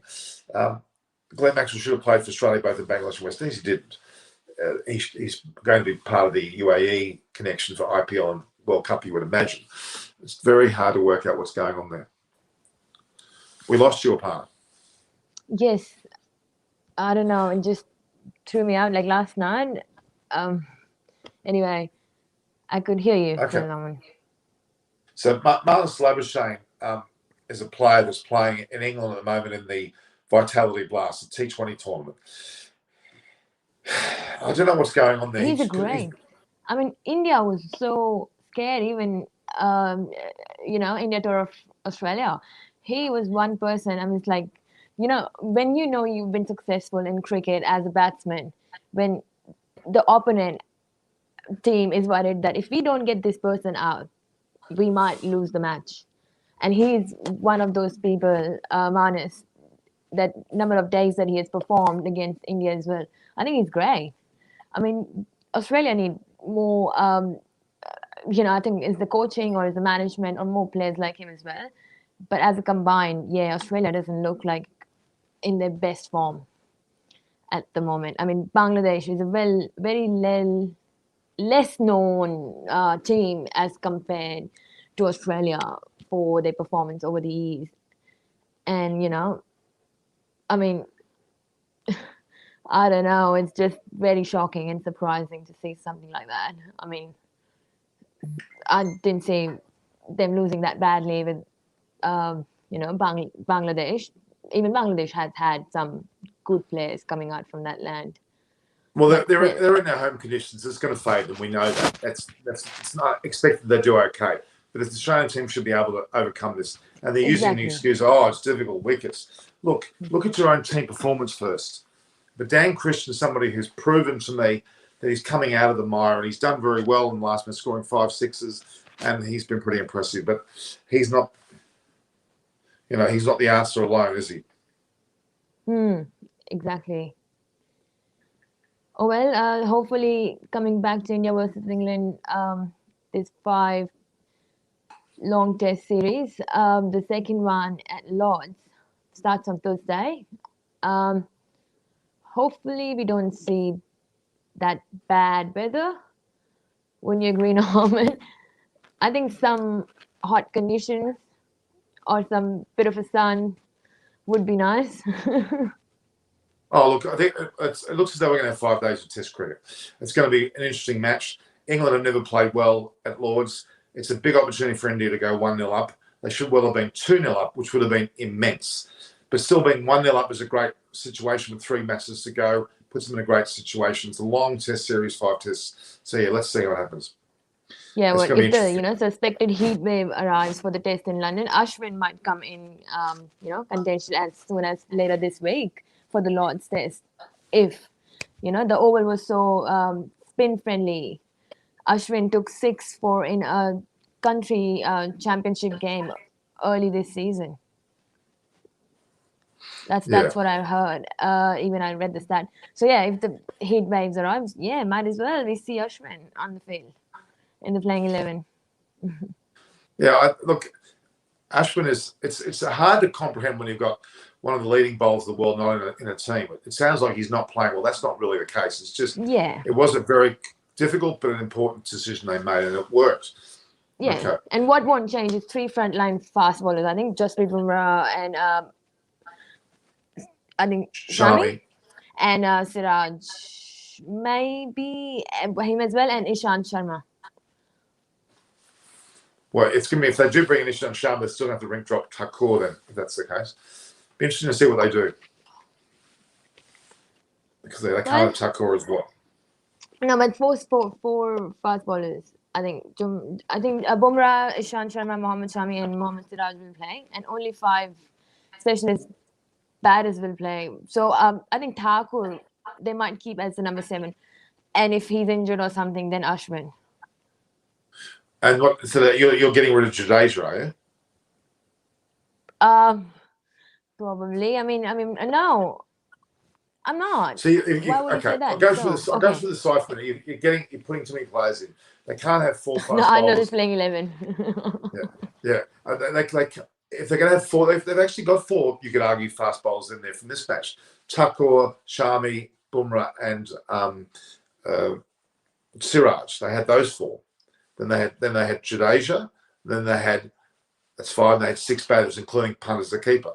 So the difference would be that if you're going to have 4 fast bowlers and Thakur, then you have 5. So that's adding an extra person on. So they'll have to either get rid of Jadeja, and they won't be able to put Ashwin in. So it looks as though they're going the other way around. They're going to keep Jadeja and perhaps bring Ashwin in, and they'll have Thakur and then have the 3 paces. That's what they're looking at doing, if that's what they are. I think they definitely will keep Thakur, and they will, because either Jadeja or Thakur, but Jadeja is I think he would play, but I think Thakur might be there as well. I mean, I'm not sure what it works for them. But nothing's going to change. Brahmarani's brought up, why don't they bring 5 frontline bowlers in? Because they do need to be able to bat. The 5th player has to bat, and that's the issue. Okay. Yeah, so you got my point wrong, Norman. I said that what won't change is they will have 3 frontline fast bowlers out of Jasprit Bumrah, Ishant Sharma, Mohammad Shami, or Siraj. So, or Siraj. Okay, Brahmarani's agreeing with you. He's agreeing with you. He said that why not take the risk and have a lesser batsman and bring in Siraj, Shami, Umesh, and Shardul, for example, or 5 bowlers. If they do that, they're going to have to forego Jadeja. No, they'll have 5 batters, I think. Yeah, it's an interesting one. If the 5 batters bat well, they won't need more, will they? So that's. Yeah, and none of them is good, for batting number 7. So. Yeah. They can play Jadeja as And Munchie how said could actually help? there was a battle to get tickets. There was demand greater than supply, even at these prices, because Lord's Test match tickets are incredibly expensive. Incredibly I expensive. mean, it's Lords. I don't know whether I think Barani didn't drop Jasprit. I think he may have just put 5 bowlers down. It's interesting. Look, England only went in with 4 bowlers, didn't they? And they had just 4 bowlers. I think England team has strokes from after losing Ben Stokes. That's a good one. They had a stroke, lost Ben Stokes. They did. That's made a mess of their side. Really is difficult. They got Dan Lawrence, who was in there as a bowler, as batting. I don't know what's going on there. The reality is that they made some errors in there. But I think they're not. If they're strong team of selectors, and both teams should keep the same side, I think that would be the best way of approaching it, especially because it was a draw and it wasn't properly finished. So, yeah. No, definitely. Well, England needs to recover from their stroke after losing Ben Stokes and move on. So I mean, they better Samantha find Chapter some reckons that was alternatives. a good joke. That England had a stroke and lost Ben Stokes. Well, England had a stroke when they lost Ben Folkes, Stokes, and Wokes. They lost 3. See, people are talking about Virat's century drought. For that matter, Pujara as well. It is a drought. He's losing toss and his century. Yeah. That will only happen after the pandemic is over. I mean, that's a part. That's side effects or byproducts of pandemic like this, that you won't say India winning any toss. Very unlikely. And Virat Kohli making a century. It's really a drought. The moment people tell me that Virat has a century drought, that he's lost the toss, he's not captaining well, I counter that with he's got a 59% winning ratio and he's been captain for 62 tests and done a great job. So really, it's very hard for me not to have him as captain, to be honest. And he may not be perfect. No one is, but he's done a very, very good job. And I don't think he's got good people around him too. Yeah. Umesh Yadav won't be getting a go, Brahmani. It'll be Umesh is really there to back the other bowlers up. I'd love to know the answer to why Virat keeps losing tosses. Is he saying one thing, or is he saying tails and then losing, and then saying, "Oh, go heads," losing, and then is he mixed up with what he's doing? I always believe when you toss for a game, if you're the person tossing, you always say heads, always say tails. You do certain things consistently because then your average is usually a 50-50, so you win more than or as much as you lose. Yeah, well, I think he's doing. Maybe he changes twice or something. I don't know what's going on. I mean, that's not true.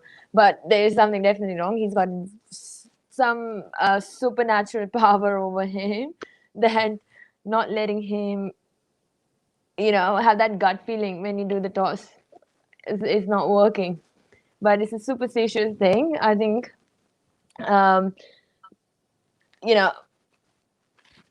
it hasn't. I think India has never lost if they have won the toss in the recent matches. I don't know what's the stat like. This is just an assumption based on what I've seen. Because if India wins the toss, they might as well more likely they win the match. And I think that's what happens. Even if they're doing well, the rain, it's a superstitious thing. So if they haven't won the toss, very unlikely chances everything would go up to the plan. Yeah, you're not wrong. A lot of people, a lot of captains who win tosses win matches. I do see that, especially in the short format. But England won the toss and elected to bat and batted badly. In fact, it turned against them, and they were behind the 8 ball from the start. So ironically, in this particular match we've just seen, India had the best chance of winning the match, and would do so without actually winning the toss. So, but generally, I agree with you. The World Test Champions anywhere a bowler short to.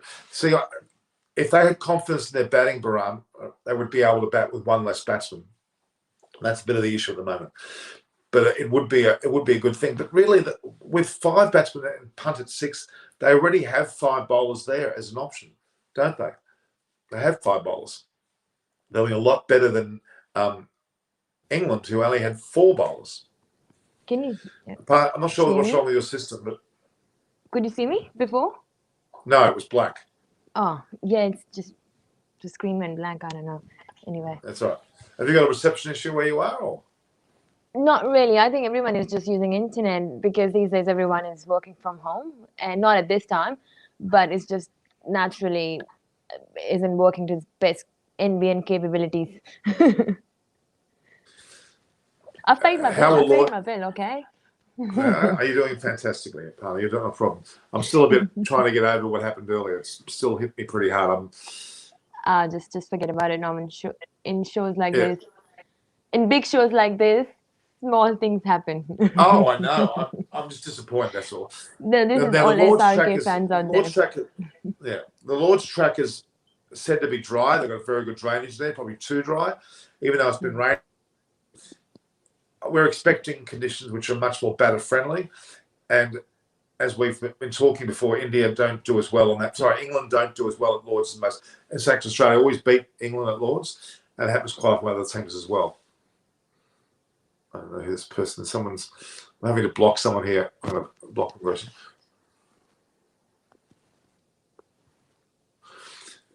But it's a bit hard. This was not my fault today. The other time was. That's all right. I'm used to it. It's fine. All right.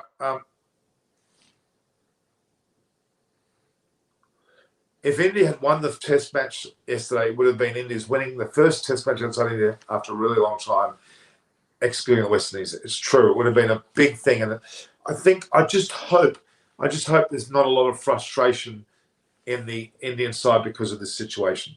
I hope there's not a lot of frustration because they've done exceptionally well, and they should continue to put the pressure on England at Lords with a similar, if not exactly the same side.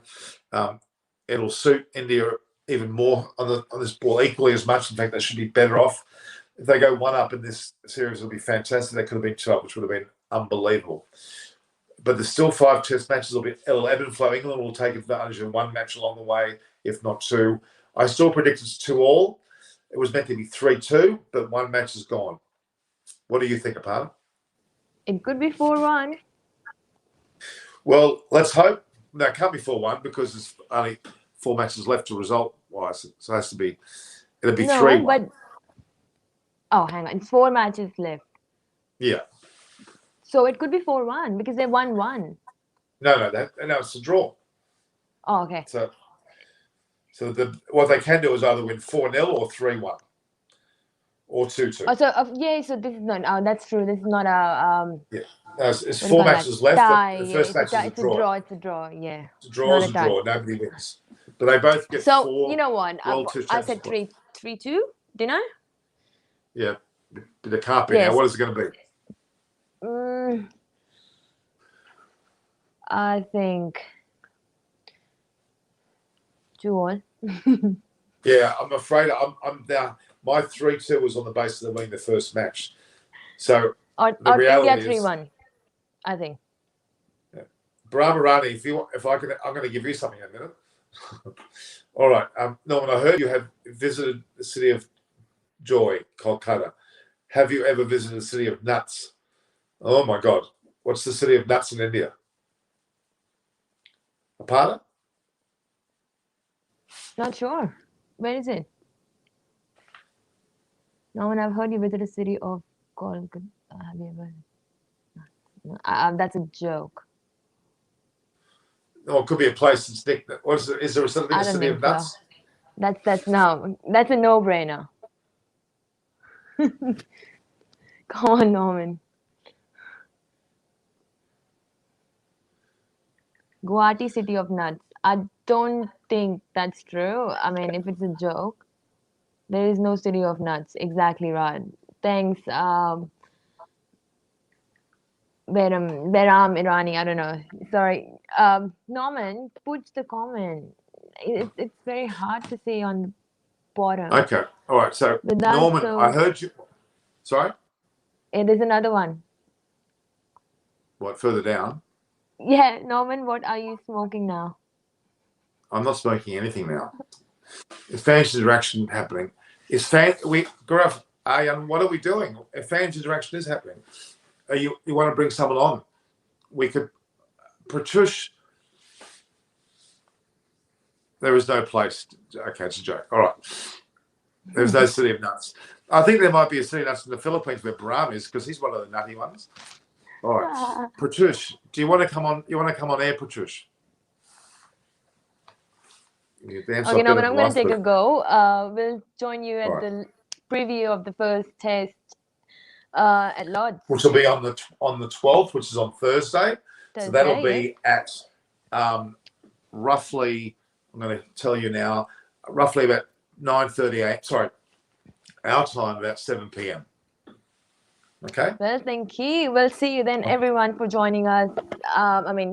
Especially my viewers from Cricket Conversation with Aparna Seni. So whoever is watching from Cricket Conversation with Aparna Seni, please go and subscribe to Norman's Eyes on Cricket with Norman Kochnek.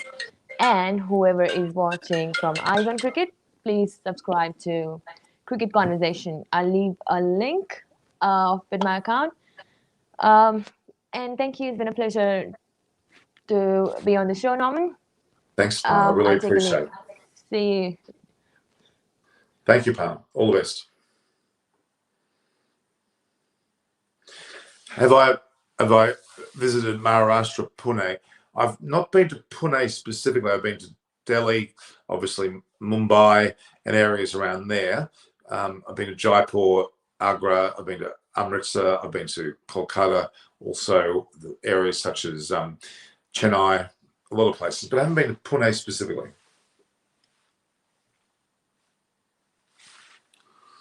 Yeah, the subcontinent, Maxwell is most effective at number 3. I would argue he should be. Maxwell should be, in my opinion, made captain and take hold of the team. He would be an excellent leader, and he leads by example, and there's a lot to be said, which is really good about him, I would argue.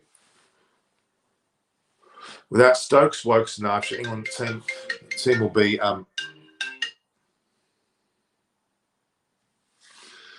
the fact is that Kohli will actually, not Kohli, sorry, Stokes, Wokes, and Archer are major losses. Absolutely, absolutely.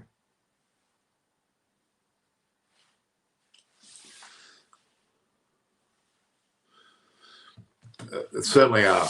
Stokes and Wokes and Archer are a bit, as in Chris Wokes. Ben Folkes is also not there. It is some distinct losses. You're right. Ben Stokes is extremely important to this England team. He's a future captain as well. He's a very important part of this team. Sam Curran is certainly a worthy replacement. Mark Wood's not a bad replacement for Archer. Chris Wokes is invaluable as well. Yeah, that's been. It's a look. Let's have some sympathy for all these players who are genuinely wanting to play Test cricket, not those that are running around trying to make money only.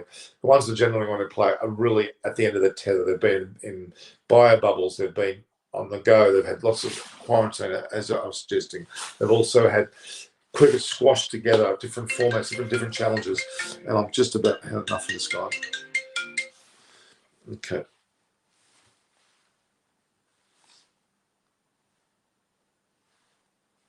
I'm going to just turn the volume on a bit. Right? There we go. All right. So, yeah, Maxwell, Rahul, I'm so happy for him that he played so well in this match. Got 84 and got 20 on the second innings. He showed that he's worth having in the Test arena. Having played 30-odd Test already and scored a number of centuries, still bewildered as to why he didn't play. He scored 140-odd in the last match that he played in England. Yeah, interesting. He should have been there a lot earlier. I think they've shown an important play. He really helped that first innings stay together. It was great. Really, really good.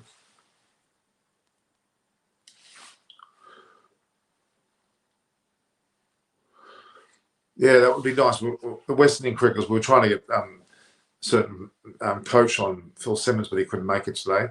In South Africa, I've actually approached the likes of there's a few players in South Africa I've actually approached too. Jacques Rudolph and who's the famous player that Shane Warne always used to get out? He was a batter, Dan, I think. The names have gone from me now. So I'm a bit of a mental block with some of the things. Too many things on my mind. Gaurav Ayan, I don't know who you are, so you just can't join the show like that. So Patricia, give me a minute. I'll see whether I can get you to come. I can't bring people that I've not met. And that's the difficult. I've got to have some understanding of who you are. You see the problems that I had today with someone who I thought I knew saying something very unfortunate. It's very, very, very disturbing the way that a person can come on and swear like that on national, on YouTube. It's not very nice. Daryl, exactly, Matt. Actually, sorry, not Dan. Sorry. How poor am I?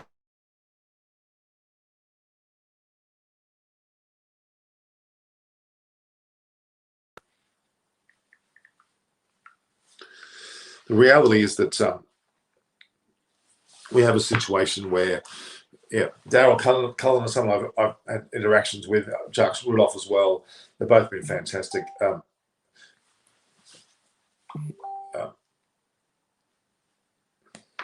There's no reason why we'll get more players, and I appreciate your comment.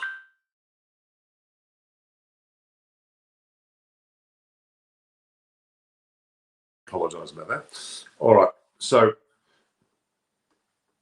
Ravi Ashwin should be the side. Look.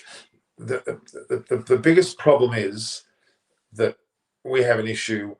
We have no issue actually. That England and India have got so many players to pick from.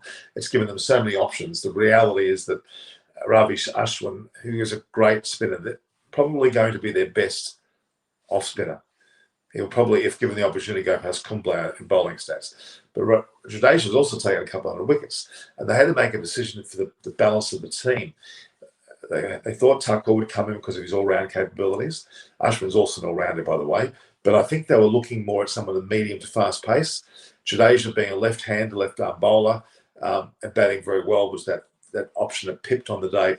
Hard one to understand because Ashwin did well with the World Test Championship and Jadeja didn't. But it did work. He was not missed. Ashwin was not missed in that match at all. He was not missed. I'm very much happy with the way India played. My thoughts on Michael Warren saying rain, so it was cheekiness, just cheekiness, just provoking situation. That's all. Kohli had said that they will go with the same template. That's exactly right. And the same template implies the same structure, the same team. So that means Thakur stays in, KL Rahul stays in, Agarwal's unfortunately not going to be there. And potentially Siraj will stay in as well. Ishan Sharma will also miss out. The reality is that Ashwin is the only factor. And if that means if the so-called template is there, they'll keep the same side. Root really dislikes batting three, favours four, and as a captain he can choose. Yeah, that's true. Look, if Root's scoring hundreds and four and double hundreds and four, well, then leave him there. Really, the best test batsman at the moment. You have to this year. Root and Williamson share the honours. Then Baba Azam with Kohli and Smith. That's the way it has to be understood. Labuschane's also in there, although I haven't got a great deal of faith in him at the moment. I don't know why, but I've so. Yeah. Mitchell Chauhan. India should be worried about Pujara and Rahane form. They are not. They should be, but they're going to be respectful to them and let them play out their abilities. So I don't think there's any real issue there.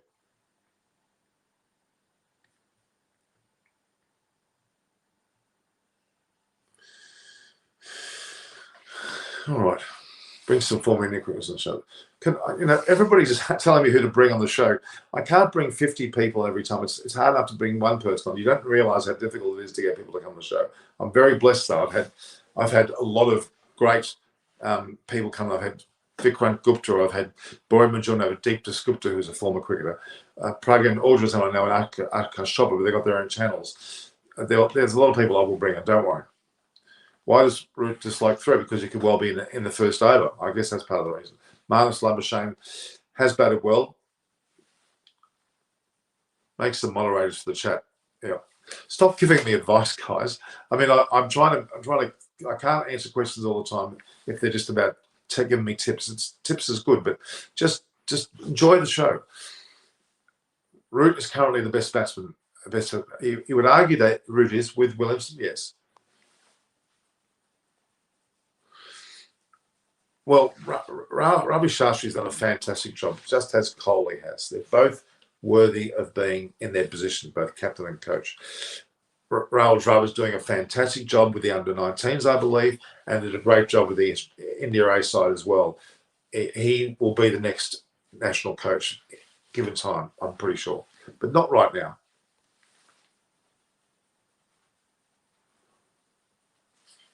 What's Simone? I'll ask you. I was joking, Gawathe.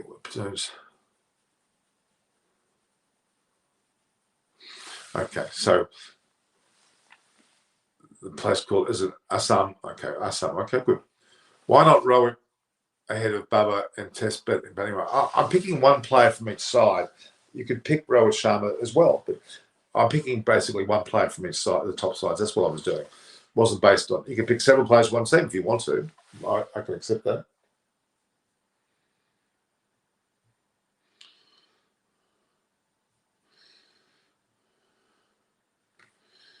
Yeah, we've had a pretty quiet night compared to the previous night. Obviously, there's no match being played at the moment, so that's probably the reason.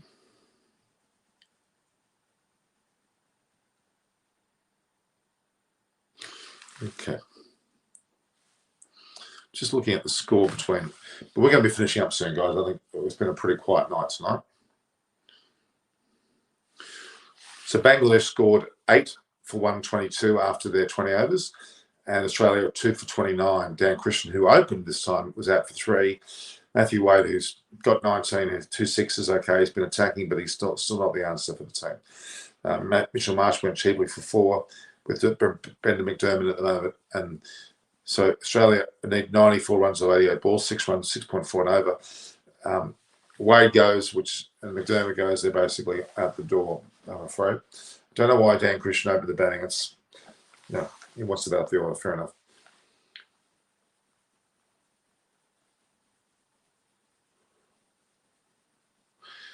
That's a good point. They may have to play a baseball stadium then. That might be the point. And adopt because they've done that with the series on with Warren and Tendulkar went over to America. They played a lot of baseball stadiums. No, we've been okay. Favorite four players from top to bottom. Again, it's they jostle around, but they're not from top to bottom. So I can't do that. That's not possible. But I will say, currently, Root and Williamson are 1 and 2 in that mix. Kohli's 3, Bubba's probably 4, and then 5 at the moment Smith because of what they've done of late, and that's the only judgment I can make. Kohli really should be number 1 because of his overall form. So Pima has informed us that the city of Nuts was actually in Assam. Okay. Yeah, they're probably going to eventually do that. Hazib Hamid's going to be taken into that position.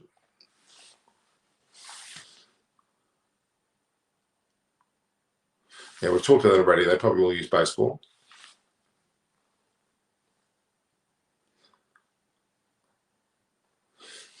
World Cup won't be the Olympics, of course. I'm not sure what you remember that. There's cricket in Northern California. I've played teams from Marin County, and just north of San Francisco. Okay, there you go. They're out there cricket grounds, I'm sure. It's the current best player. Yeah, but he's not the first drop batsman.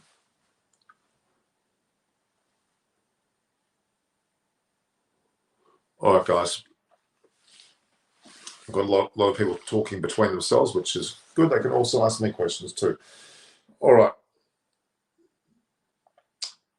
We'll follow the match as we go along. Australia are now 2 for 30. This telecast will go until that match ends. Had a very mixed day with numbers. It's been rather quiet. I mean, I guess it's a bit of slackness after what had just happened. But the term template is of interest to me. At the moment, okay. Get some sleep on me. Catch up before Thursday, I agree. Oh, no. Block this guy. I just lost a user, haven't I? No.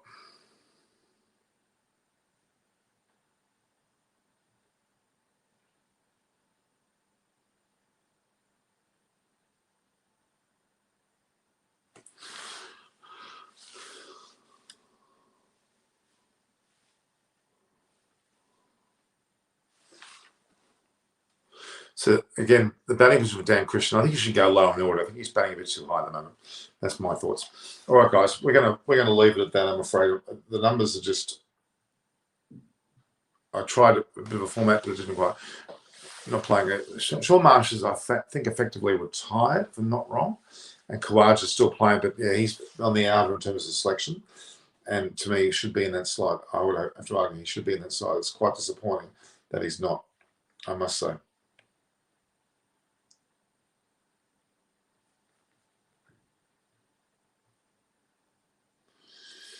All right. Gilly Crickets has come on and done something.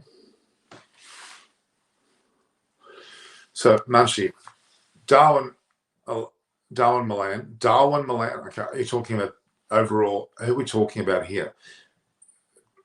Chica Darwin, Munchie. Is Chica Darwin playing for in England, are they? Milan 3, Root 4, Pope 5, Best 6. Okay. I'm almost the name of that person. Okay. So you're saying that Milan should come with 3. I agree. I think he should, but whether they'll come in next match, that's interesting. Root, Pope, Best. I think there's a lot of good about that. I would argue, yes. Are you keeping Sibley and Burns in as openers, or are you putting Crawley out? What are you doing with those?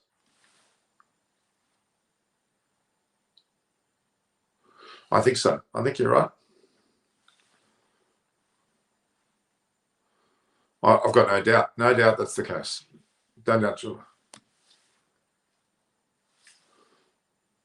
Okay. All right, guys.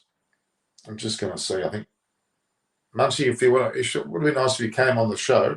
You're asking a lot of questions of people in the audience, but you're not necessarily asking now. I'd like to know what the questions are. I see them in the commentary. Okay. All right, guys. I'm going to say goodbye now. It's just on 2 hours. It's great to have you on. We'll see each other the next few days. The Australian match is going on at the moment. I'll quickly give you the score before I leave. Bangladesh were 8 for 122, and Australia 2 for 33. 2 for 33. 2 for 33. 2 for 33. And they're up to 6 overs.